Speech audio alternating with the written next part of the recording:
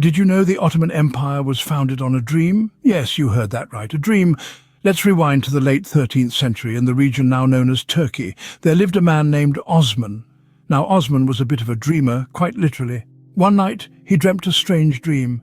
In his dream, a tree sprouted from his navel, its branches stretching far and wide, covering the entire horizon, symbolizing dominion over vast lands. This wasn't your typical late-night cheese-induced nightmare. Oh no, this was a prophecy. Just imagine, if you will, waking up from a dream and thinking, well, that's it, I'm going to start an empire. It's like waking up from a dream where you've won the lottery and then going out to buy a ticket. Except in Osman's case, the ticket was an empire, and the jackpot was centuries of rule stretching from Eastern Europe to North Africa and the Middle East. So, Osman did what any reasonable person would do after having such a dream. He started his own dynasty, the Ottoman Empire, named after himself. Quite a humble chap, wasn't he?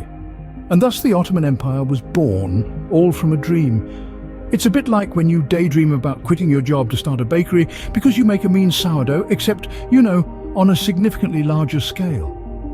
And the tree in Osman's dream, well, it grew and it grew and it grew, just like the empire itself. From a small Anatolian state, it expanded into a vast empire, influencing world politics for 6 centuries. So next time you have a weird dream, maybe you're just one step away from starting your own empire. Now let's step into the Golden Age, a time of great power, expansion and fancy hats. In the 16th century, the Ottoman Empire entered its most prosperous era under the rule of Suleiman the Magnificent. Now, Suleiman wasn't just a catchy nickname, he truly was magnificent. His reign saw the empire reach its zenith, stretching from Hungary in the north to Somalia in the south, and from Algeria in the west to Iran in the east.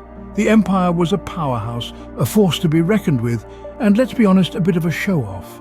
But don't think Suleiman was all about territorial expansion. Oh no, he was also a patron of culture, overseeing a period of extraordinary artistic and architectural achievement. This was the era that gave us the stunning Süleymaniye Mosque in Istanbul, a testament to the grandeur of Ottoman architecture. Suleiman himself was a bit of a poet and a lover of the arts. You could say he was the Renaissance man of the Islamic world. Now about those fancy hats. If you were lucky enough to be an Ottoman Sultan, you'd sport a turban. Not just any turban, mind you, but a tall, flared headdress wrapped in yards of fine silk, often adorned with a jewel-encrusted aigrette. The turban wasn't just a fashion statement, it was a symbol of authority, a sign that you were the big cheese, the head honcho, the Sultan of Swing. The Golden Age wasn't all poetry and turbans, though. Suleiman was a shrewd legislator, introducing important legal reforms and ensuring his empire was as strong internally as it was formidable externally. He was a ruler who knew how to balance the sword and the pen, the turban and the crown. So the next time you're out shopping, why not consider a turban? It was all the rage in the Ottoman Empire. Ever tried to conquer a city and ended up popularizing a pastry instead? No? Well, the Ottomans did. The year was 1683, and the mighty Ottoman Empire was at the height of its power. The Sultan decided it was time to expand further west, and the beautiful city of Vienna was in his sights. But Vienna was no easy target. The city was fortified, its people resilient, and the Ottomans had quite a challenge ahead. So they did what any reasonable empire would do. They laid a siege. Day after day, week after week, the Ottomans waited. They dug tunnels, they bombarded the walls, but Vienna held firm. The siege was dragging on, and the Ottomans were getting, well, a bit peckish. So they decided to make some bread. Not just any bread, but a special kind shaped like the crescent moon on their flag. Meanwhile, inside the city walls, the Viennese bakers, working through the night, heard the sound of the Ottomans digging. They alerted the city's defenders, who were able to thwart the surprise attack. To celebrate, the bakers made a pastry in the shape of the Ottoman crescent, a symbol of their failed siege. And just like that, ladies and gentlemen, the croissant was born. The siege of Vienna lasted for 2 long months, but ultimately ended in failure for the Ottomans. Their dreams of capturing Vienna crumbled, just like the flaky pastry they inspired. In the grand scheme of things, the Ottomans might not have conquered Vienna, but they certainly left their mark. Today, Croissants are enjoyed worldwide, from the coffee shops of Paris to the breakfast tables of New York. So the next time you enjoy a buttery croissant, remember to thank the Ottomans for their failed conquest. Every party has to end sometime, right? And the Ottomans were no exception. Now imagine a party that's been going on for 600 years. Food and drinks are running low, the music has lost its rhythm, and the guests are ready to call it a night. That's exactly what happened to the Ottoman Empire during its decline. The empire that once spanned 3 continents and was the envy of the world began to falter. The cracks started to show around the 17th century. The empire was like that party guest who, despite the dwindling energy, insists on keeping the party going. But alas, the enthusiasm was waning, and the empire's grip on its vast territories was loosening. One could say that the empire was suffering from a severe hangover from its golden age. It was plagued by military defeats, economic woes, and internal strife.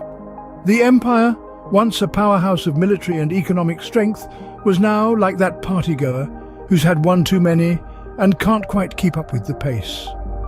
As the centuries rolled on, the empire's influence began to dwindle. The once formidable Ottoman military could no longer compete with the advancing technologies of Europe.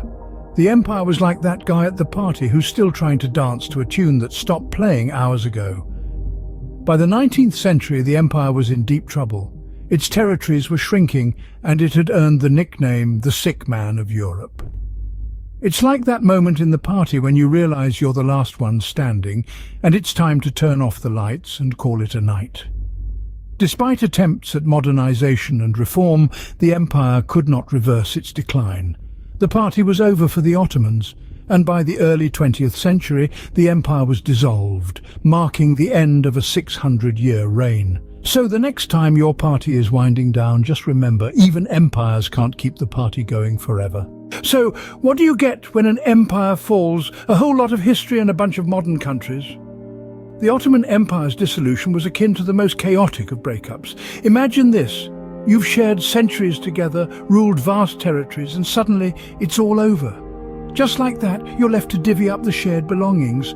Only in this case, it's not just a record collection or a pet hamster we're talking about. It's nations, cultures, and histories. Let's take a look at the modern countries that emerged from this grand old empire's territories.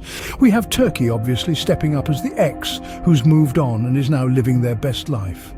Then there's Greece, the one who's always ready to remind everyone about that one time they were great. And don't forget about the Balkan states, the squabbling siblings who can't quite agree on who gets to keep the family heirlooms. But the Ottoman Empire's legacy goes beyond just territorial boundaries. It's also about the cultural, political and social influences that resonate to this day.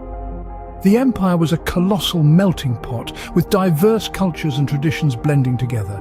This intermingling gave birth to a unique tapestry of art, architecture, music and cuisine that still enriches these regions today. In the political sphere, the empire's administrative systems and policies continue to inform the governing structures of many modern nations. And socially, the concepts of tolerance and coexistence, which were cornerstone principles of the empire, remain relevant in our world's ongoing conversations about diversity and acceptance. So yes, the breakup was messy. There were teary-eyed treaties, passive-aggressive partitions, and a whole lot of geopolitical drama.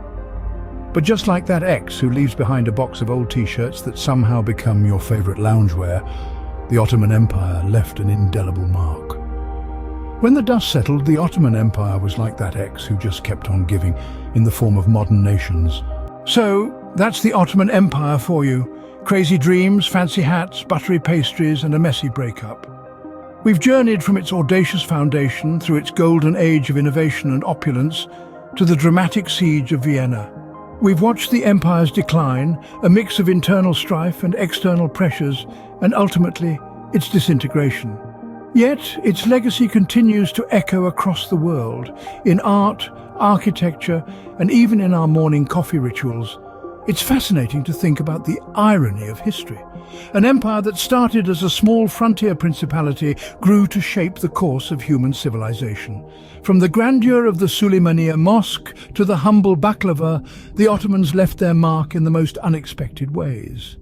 It's a story of dreams, ambition, and the inevitable passage of time. Now, here's a question for you. If you were an Ottoman Sultan, what would be the craziest thing you'd do? Let us know in the comments below.